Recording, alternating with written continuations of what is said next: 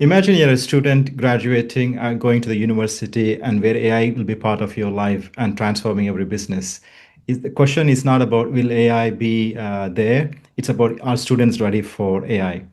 So I'm today joined by Professor Tasos, who is actually at the forefront of AI research, had a lot of AI patents, and actually heading up Smart Technologies Lab at LSBU University.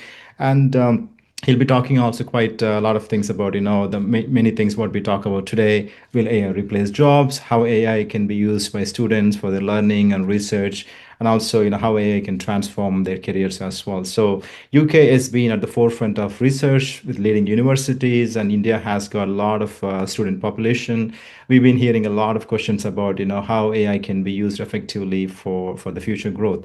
So I'm very delighted to have Professor Tassos here. So Tassos, if you can able to introduce yourself, that'll be great, and we can start. Uh, yeah, sure. Thanks, Raj, for this invitation. Yes, I'm Tasos Dagiuklas. I'm a professor in computer science at London South Bank University. Besides teaching the fundamentals of AI, all right, to both undergraduate and postgraduate students in computer science discipline, we have been carried out research in the area how AI can transform today the communication, so what we call today advanced communication technologies, technologies related to 5G, 6G. The main pillar is the AI, which is basically the enabler to facilitate automation. Excellent, excellent. And Tassos, I think I just talk about just very a lot of things, many parents and many students also have these days, right? An example, AI has transformed very quickly last few years and been accessible to many people. And a lot of people are thinking about, is AI replacing jobs? How and how should I prepare for future ready with AI skills? And a lot of things that parents are also concerned about, how, what should our kids to learn at, before going to university or maybe at the university. And I think there's a lot of things happening there. I want to get your perspective that obviously you have a PhD in AI, obviously, and a lot of work in machine learning and deep learning in traditional AI sense of the world, and have patents. And I just wanted to understand, what you see the shift, from, the last 20, 30 years to where it's now, where AI has been accessible, day-to-day life. I wanted to start from that conversation, and then we can able to go to much more, how it will be accessible as well. Sure. So first of all, what is important to realize in our to daily lives is that many people use currently AI without knowing that. I'll give you an example. In our days, for example, you go to a hospital to do an MRI or an X-ray. In that case, AI can play an important role assisting the medical doctor to make an assessment, and most of these assessments are done automatically. The reason for that is the AI can facilitate the to automate, and as the AI, as the technology progresses, the accuracy also goes higher and higher. So in a few years, probably we can have a full automated machine. Nowadays, the machine make a decision, but then you have the medical doctor that will be able, let's say, to check the result. This is something that the technical term is called explainability. So we Right. need basically to provide about the results, all right? So to give it to a person about the result that the machine has come out. Other examples is when you log in to a bank, all right, to a website. Sometimes you get confused. You like, let's say, to have a specific question, and then you'll see something pop up. How I can help you? All right. This is also another part of AI. So this Yeah. is something that AI is there now. Of course, AI needs to transform the way that education is delivered nowadays, because some people they say, all right, we must block AI from the education and learning. What is important is to embed this as part of the curriculum, and then you'll see how the students, all right, can use that in a more efficient way. And I'll give you some examples, not only necessarily in computer science, but also in other disciplines. For example, AI can be used by people, by medical doctors, all right, but or for students that they start biology, because it can be able to correlate the patterns that are very complex, and these patterns may be linked with special diseases, all right? So it can detect anomalies by detecting the structure, right, of yeah. Another use case is, for example, in the financial sector, right? It can do accurate prediction, for example, Yeah. about financial projections. So if there is a problem in a company, look in the balance sheets, all right, and financial statements. This information, let's say, can be analyzed from previous years, and you can do predictions that are quite important by a CEO to make decisions. Yeah. Let's see in more technical terms, especially in computer science. All right. For example, nowadays, even if someone doesn't have any software engineering background, all right, you can use AI. The AI can generate a piece of code, Yes. and this code it can be in any language. For example, if I don't know a language which is called Rust, all right, which is one of the among the popular um, languages that it has been used for developing something which can be efficient. So the AI can generate this piece of code. Yeah. What AI cannot do is to optimize this code. All right. Another aspect of in the learning process is, for example, many people may find this quite, let's say, straightforward. I can use AI to solve, let's say, mathematical problem. All right. What is important is you can solve the problem, and then if you make a mistake, you can give it to the AI, and then the AI can highlight the mistake that somebody may have done, and then can give you some guidelines. All right, Yes. you need to spend more time to study X, Y, Z, and then it can provide appropriate references. Yeah. And in our days, because as I said, I come from computer science background. In computer science, we have two main scientific councils at global level. One is ACM, and the other is IEEE. And these scientific organizations provide guidelines how to construct a computer science curriculum. Okay. What they have done is they have started to see how AI can be embedded to the curriculum, and how we can transform and reset the way that we assess the students. Because Oh. in most of the programs in our days, all right, we ask the students in a particular program Yeah. to deliver a coursework. As you understand, if you give this to AI, can generate the report, even the code itself. Of course, there are tools that can detect in our days, all right? So all universities at worldwide level, they Yeah. have tools to detect what we call academic misconduct. So what we can do, and what is the suggestion, is from the AI is to see how what kind of questions, this is called prompt, what kind of prompts You should be you are using. asking, Yeah. so to get back an answer. So it's not about, let's say, all right, give me a solution, but if you have a particular problem, How do you? how this problem can be, let's say, defined, all right, in the AI terminology, to give you a feedback. Don't forget that Yeah. all these available tools that we have Sure. that are available, ChatGPT, etc. They are already based on available data that People use and you can get from the internet, and through a process which is called training.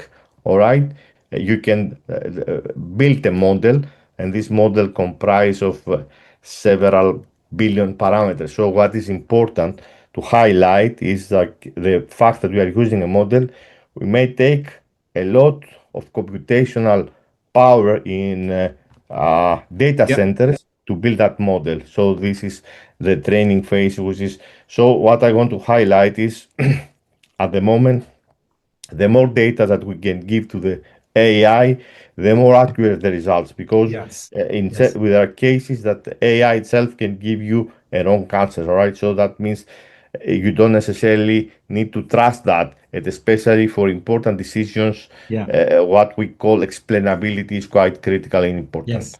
Yes, this is really great, Tasos. Thank you for sharing your perspective across different domains. I think no doubt, as you mentioned, AI is transforming across all industries, finance, healthcare, and everything. So it comes to an important other question is also that, what skills, you think, obviously you've seen, students transforming. Obviously, you've been mentoring PhD students, master students, and different, students at university level as well.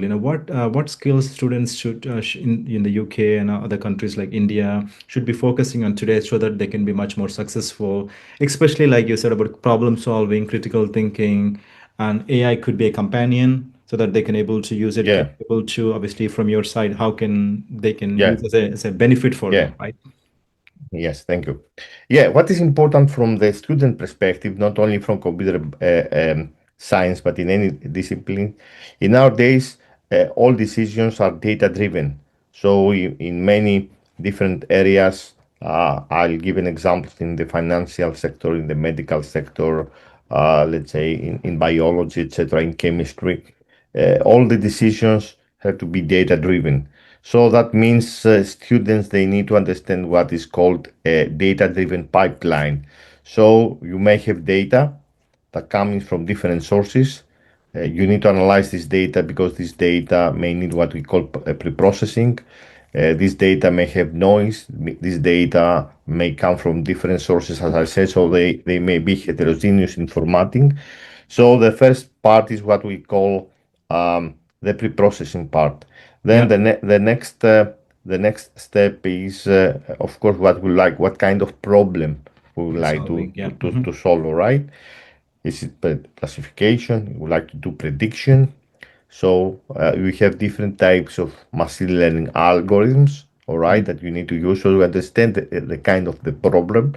So we need to get familiar, all right. All students they need to get familiar what we call AI ops or machine learning ops pipelines. Yeah. Pipeline means you get the data, pre-process the data, depending on the problem, what kind of machine learning model. And what is important to highlight today is that, especially for the students, you have the capability, all right, to use open source tools, tools that are Yeah. available on the internet. We need to use without paying any fees, all right.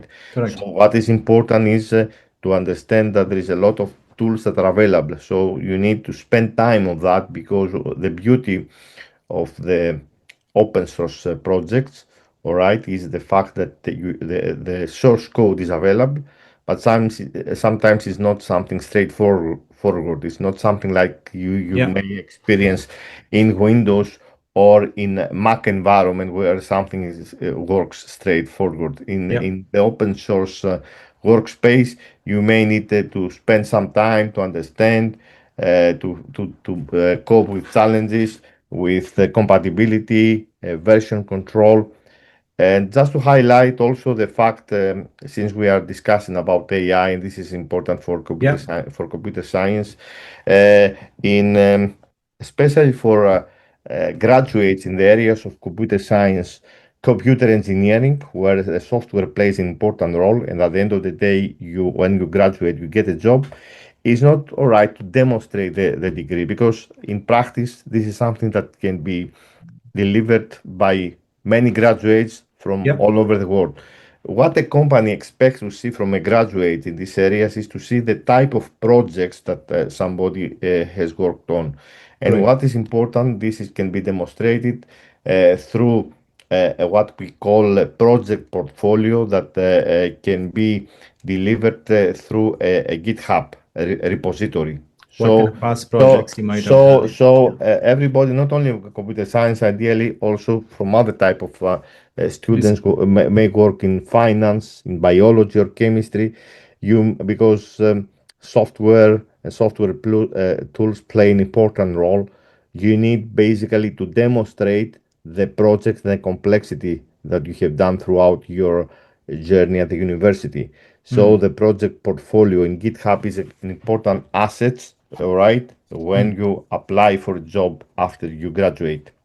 This is a really, really good thing, Professor Tassos, you mentioned, especially having that discipline. And also, what I really, the key takeaway I really took it is that starting early, and also nowadays AI is accessible, not just only the computer science graduates, but you mentioned obviously now there are a lot of tools where you can able to learn coding and everything. This is where our Applaa mission is really about helping students, not only the what you call the coding background students, computer science, but any students can able to learn from basics like Python, JavaScript. They can able to build the confidence, and they can able to add on things, and they're able to build much more things like you said, build the portfolio nicely, creating web applications, creating something interesting, so that by the time they go to the graduation stage, they know exactly, they have efficiency. And I think you really touch base about AI being accessible, and also it's much more cheaper, and also you have much more tools available than it used to be 20 years ago, where it's in the hands of PhDs and like all the data sets. And nowadays it's just, that's really, really powerful what you mentioned.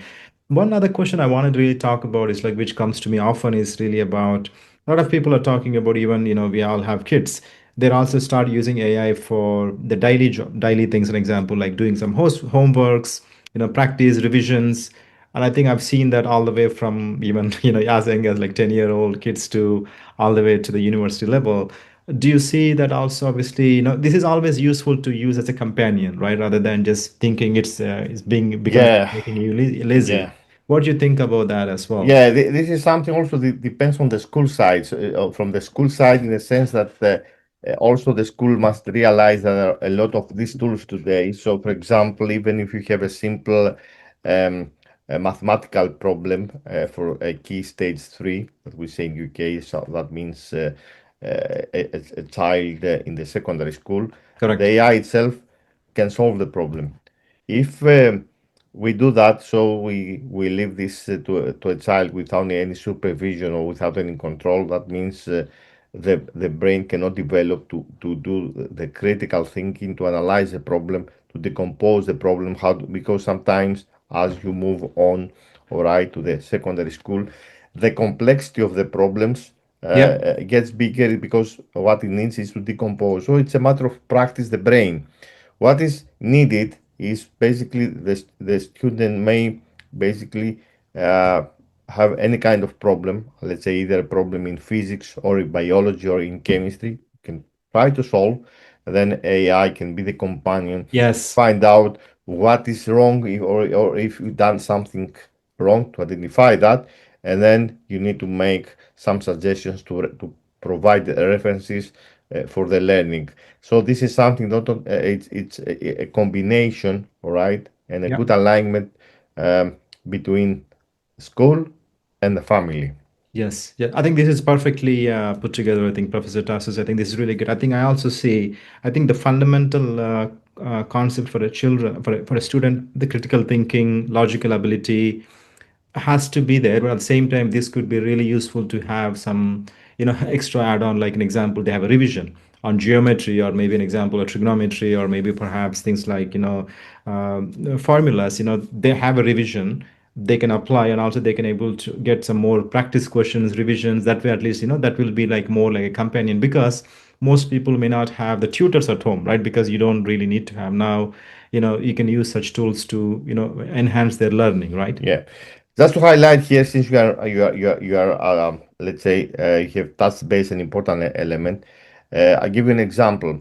These are fundamentals, and in nowadays, if somebody is very good on fundamentals, even there are a lot of good prospect opportunity from the job perspective. I can give you an example. In the city, right in London, many, let's say, multi-billion companies, they would like to recruit people that are they have excel in mathematics, in pure mathematics, all right? And the reason for that is they would like, let's say, to advance the current AI models to do better prediction, or Yeah. to reduce the time required to make a decision.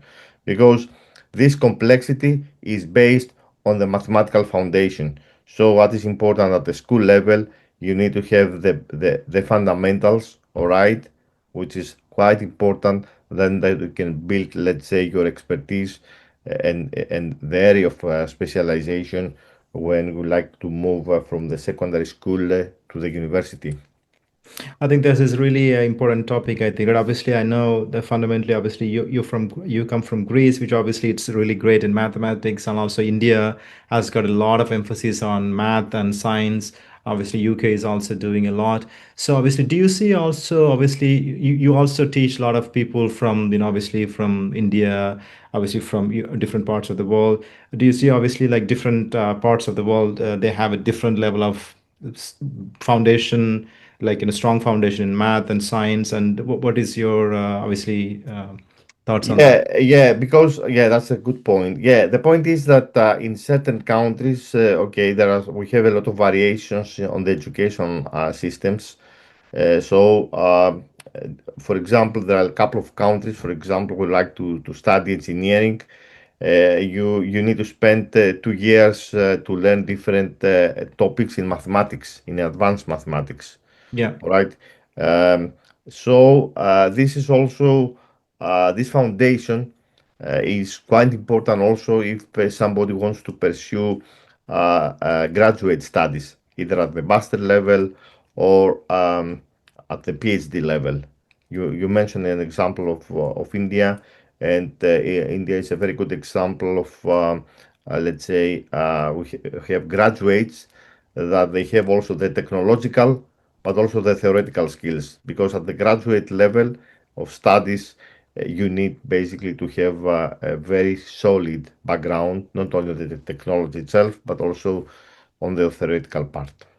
that is really correct, and I think the key message there is about having the good foundation and actually using the technologies like AI to your advantage for revisions, more practice, so that you Hmm. don't need to. It's more accessible, right? Yes, So you can able to use it to advantage. You even if you're a student at like you said key stage through like years 5 to 10, 12, and also the university level. I think it's it at your hands to use it to your advantage, right? For sure. And also I see a lot of parents are also kind of having a thought as well that what how I can use AI. Even for me as a parent, always I encourage our kids also, like obviously you also have kids, so use it to your advantage, like you said, how for revisions, kind of more emphasis on like any assignments what you have. And again, keeping your critical thinking, those kind of problem solving abilities has to be that's correct. thought and more practice, like you mentioned. Those are the things which will be looked at the future skills, right? Yes, yes, you're right. Yeah, don't forget, especially since also I have worked for a couple of years in the industry. The industry in nowadays, the degree itself doesn't say much. All right. What is important is, okay, you have studied at the university, you have obtained certain skills, all right, in a specialization. Either you are a computer scientist or an engineer or a doctor, or you like to be a financial accountant. What is important, besides the skills that you have obtained throughout this journey, it is important also to obtain what is called soft-based skills. Yes. Because in the way that most of the business operate today, it's about collaboration. You need to be part of a team, all right? And always when there is a team, because people they may have different opinions, you need to be able to see how this can be effectively managed, all right? Because the team may have conflicts, how to do the conflict resolutions, because at the end of the day, uh, everyone that as a graduate will get a job. You need to be part of a team and you have a specific, let's say, project to work on with a specific deadlines. So this project management approach and the way that you need to collaborate, these are important skills also, Yes. especially for graduates as well. That's really nicely put. Basically, the soft skills, communication skills, and team collaboration skills, understanding problem solving, understanding the different diversities, like different people's backgrounds, and how do you work. I think that's really critical in any job environment, obviously, right?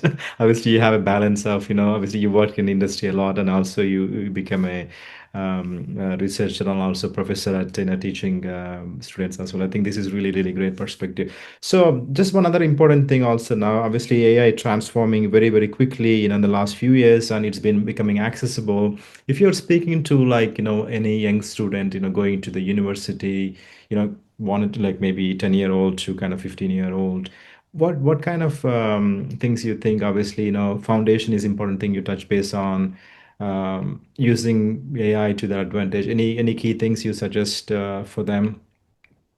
Yeah, as I said, what is important because if we see basically the baseline of the AI itself is like, let's say you have a very complex mathematical formula, all right, this formula somehow is implemented, let's say, in a computer machine.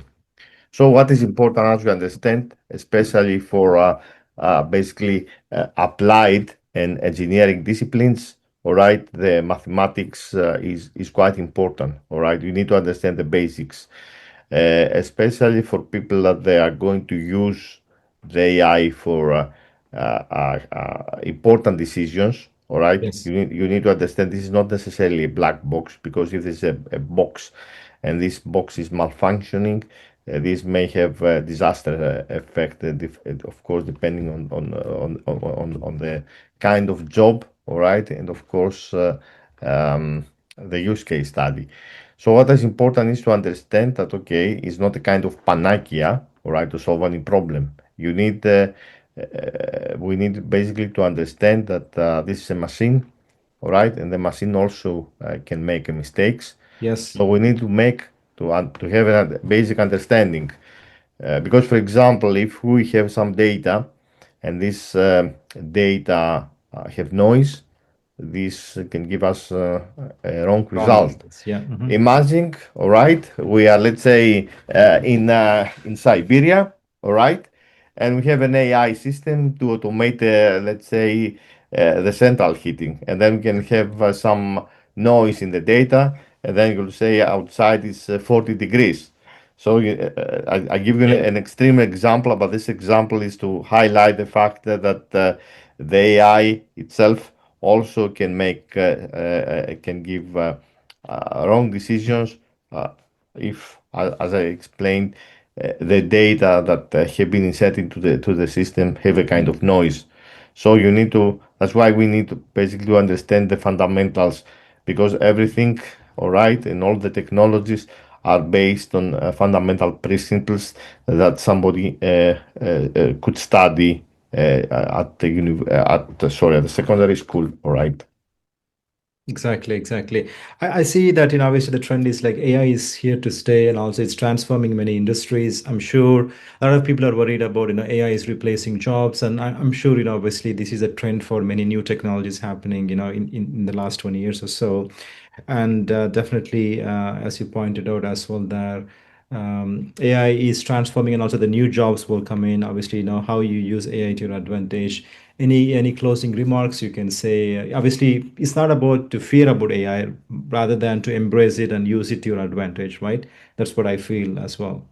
That's correct. And then there, always when we have a new technology coming in, all right, there is a lot of fear. I remember basically when was the fear when we have machines, all right, in factories replacing humans. So at that time, almost more than 150 years ago, they were afraid that people will lose their jobs. But then we have a new technology. That means there are going to be new type of jobs and new opportunities. And as I said, this is also a tool that can even assist us to solve some challenging problems. How to be able to find and cure, let's say, diseases like the cancer, right? That's at the moment we don't have an effective, let's say, a cure method. So that means yes, definitely certain jobs will be replaced. But on the other hand, there are going to be some new job opportunities. Fantastic, fantastic. I think this is very, very good. Obviously, you've been a mentor for many students, and obviously, at different levels. And obviously, you've seen AI for many years, transforming industries and transforming research and everything. So this is so grateful. And I feel at least the key messages are really embrace the technology, use it for your advantage, and obviously, for your learning, research, and having the core foundation is the key, right? And Yeah, fundamentals, yeah. I think that's what you Hmm. suggest to have any student. And this is so great to have you, Professor Tassos. Thanks for joining us today and sharing your insights. I think the key message for every student who is listening the conversation today is about not to fear about AI, rather than just embrace it and actually use it to your advantage. Whether you're in the UK, India, there are incredible opportunities that are happening, and AI has been much more accessible for people, and it's affordable. And the future, careers can be changed, if you use it early. And those, again, the curiosity, critical thinking remains a lot as well for every student. And that's what at Apple our mission is, to really help any student, kids, to start early with coding and AI, so that they can not have that barriers of, I'm not from computer science. Everyone have that fair advantage of doing that. So thank you everyone for supporting us and listening Thank to you, our Raj. episodes. Thank you, Thank Raj, you, for the Tassos, thank you Professor for the Tassos. for the invitation, and it was a very interesting discussion. All right. Thank you so much. I know you have very valuable time today. I think this is really great, great for our audience today. Thank you everyone for listening. We'll see you in the next episode. Thank you all. Thank you. Thank you.